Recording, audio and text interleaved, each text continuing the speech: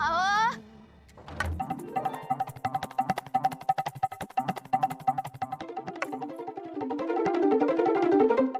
अहो अहो अहो धनी इथं बसला तोय नदी काठी चांगलंय बाई अहो पण तिकडं लेकरं बाळ नातवंड वाट पाहिजे तुमची चला की वाईच घरी धनी आयो मायो आया मायो धनी पण बया मला एक लई मोठा प्रश्न पडलाय बघा मला सांगा तुम्ही जर माझ्याशी 20 वर्ष बोलला नाहीत तर मग ही लेकरं नातवंड कशी झाली बया हा कशी झाली सांगा की धनी सांगा की धनी बोलता का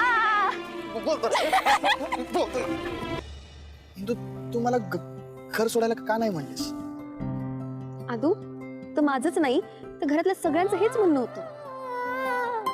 नाही हे दुसरं कारण झालं. मला खरं कारण सांग ते ऐकायचंय मला. तूच म्हणतोस ना डिग्रेसकरांचा वारसा आपल्या दोघांना पुढे न्यायचा आहे म्हणून. मला एक स्वप्न पडलं. स्वप्नात कोण आलं असेल? कोण? गोविंद महाराज दिग्रसकर.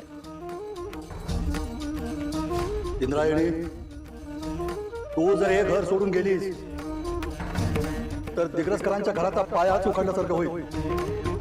तू हे घर सोडता कामा नये बाळा. या घरावर संकटाची छाया आहे आणि यातून या घराला तूच वाचवू शकतेस. तू काळजी नको करू. यानंतर ना मी असं कधीच नाही वागणार. नक्की नक्की.